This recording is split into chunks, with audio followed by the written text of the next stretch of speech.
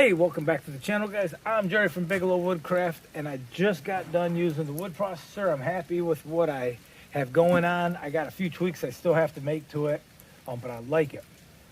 But I did have some problems. Particularly with the log I had on here, it was a big, giant log with a big swoop in it, big saddle log. Couldn't put it on the mill. Wasn't good enough to put on the mill. It's big swoop. Obviously, something like that, we'd buck it up, but I just wanted to try it. I've already done a bunch of 8 to 10 inch logs. This one was great. I based it kind of on a Wallenstein wood processor. If you haven't seen theirs, check them out. They pull the logs along with a winch and a cable, and they either use a hook or they wrap it around. I can't remember exactly. But right now I'm just using a hook. I got a hole through my hookaroon or pickaroon. And it's an old axe I made. I just stab it into the log and hit the button. Now, one of the problems I had with this winch rope got sucked up in the winch, so I'm going to cut that winch rope off. I'm sorry, this winch shield, so I can pull it in further. That thing's just in the way. The clamping device worked well. I do have one tweak I want to make to it. I got a piece of wood in the way for it to go down a little bit farther. But everything went well with it, so watch the video, stick around to the end and see how much wood we got in the trailer. It only took a few minutes. And this is basically a one-man show right now. With the processor set up the way I have it though, I would have somebody down on the splitter, which is down at that end. And I'll give you another view of this here in a second. So you'll see I cut a couple slabs and logs and then I go down there and throw them on. Now the slabs, I'm not splitting them because these are just going right into my wood boiler. But here's a look at it. The power function, the buttons in and out. I don't have the battery out here right now. Here's the lever that goes down now. I debated about what side to put this on. I was going to put it on this side. And so I decided to put it up here so it's always out of the way. I have some scuba diving weights. I don't know if you might be able to see those in the background. That red strap, there's some weights there, so it goes back in the up position. I swapped my sides around left to right. I was on that side and I still have it there if I ever have a lefty who wants to run it. And you'd use a different bar. But I changed the mounting system on this side. But again, it's still a quick change out system.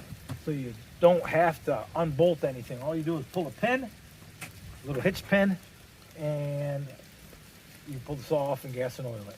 So that's it.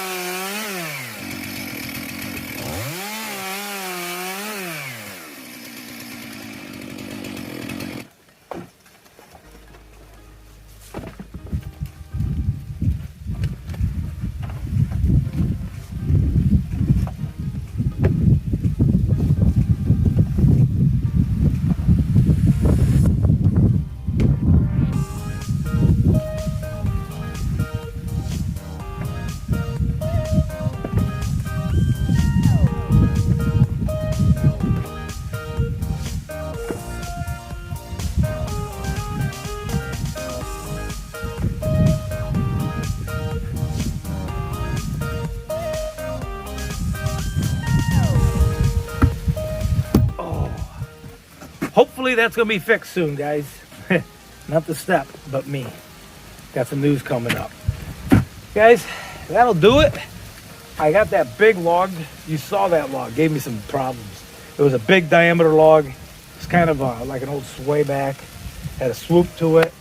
So it was getting tangled up in here. Then I ended up getting this winch sheath wrapped up in there. So I got to cut that off. Maybe I'll just slide it out. I bet I could just slide it off. Yeah, I bet I could. Maybe not. But I'll get that off. But it worked really well. The winch, it worked good.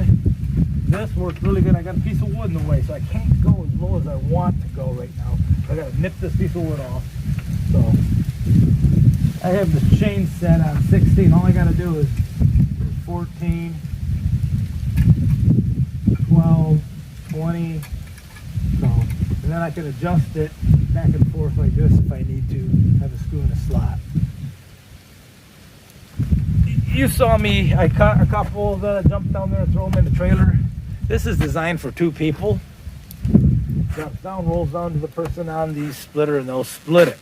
I don't think the person on the splitter can keep up if I'm using logs. With these slabs, if they're splitting them, they can, but I'm pretty happy with it.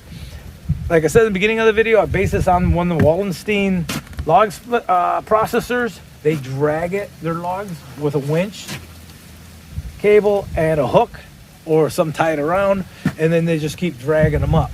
Now that's an idea. So what I'm thinking about doing is I got 2 more sets of 10-foot track, adding 1 more section of track, and then the logs will always be down there. I'll run this thing all the way down so I don't have to get down all the time. Pull my slabs or my logs down, and when it gets too close, I'll just pull another one in, hook way down there, and let that log push into the other log. If you don't know what I'm talking about, go check out Wallenstein's logs processors or firewood processors, and you'll understand what I'm talking about.